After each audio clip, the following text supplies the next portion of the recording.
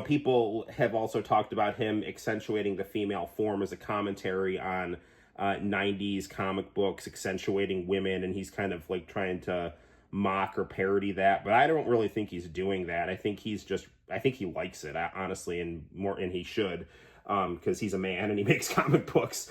But anyway, we got to talk about what's going on here in the 1990s and the shift to the early 2000s. And to do that, I'm going to go back here to this page right here.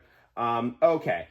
So in the 1990s, after the Cold War had ended, there was this really false bullshit idea that was put forward by political scientists like Francis Fukuyama that America was the end of history. That, with the end of the Soviet Union, communism didn't work, capitalism won, American style won, and history's over. So now we're just off to the races in the utopia of the 1990s.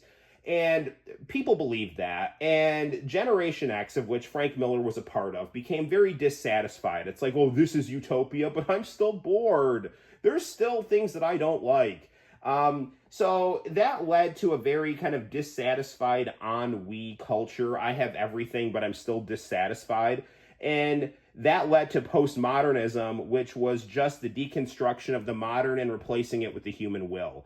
The human will to power, the human will is the center of all things. Nothing means anything. So if nothing means anything, I'm just going to put what I want forward. It's a very infantile way to think. It's a very low moral development way to think, but that's really what postmodernism is. All your moral developments were just the will of another. We really need to put my will at the center of things because I'm so smart and you're so dumb. So that really is the postmodern ethos that dominated the 1990s. And that is at the start of this comic book, because that carried into the early 2000s until 9/11, which knocked that house of cards right down. After 9/11, all those smug South Park watching, Howard Stern listening, ECW watching people became blindly patriotic and obedient and scared because this aura of invincibility that they thought that they had came down with the Twin Towers, right? That apparatus of American capitalist power that was just a symbol of empire came crashing down, and 3,000 give or take Americans died, and that really just scared the shit out of these coddled Gen Xers. And they became blindly obedient and unconditionally patriotic in a lot of cases. And then that opened the door for lunatics like Dick Cheney and Donald Rumsfeld and idiots like George W. Bush, who rubber stamped it, to go start trying to conquer the world and things like that. Why am I talking about all this? Because I think you check me on this, I'm pretty sure the first 1.5 or 2 books of this were written before 9/11.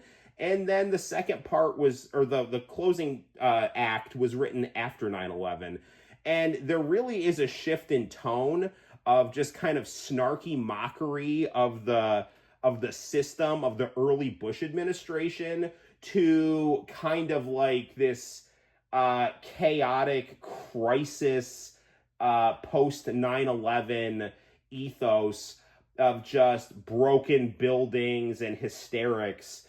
And you really do see like the Gen X mind just kind of unravel in real time through this comic book. So in that sense, it's historically interesting.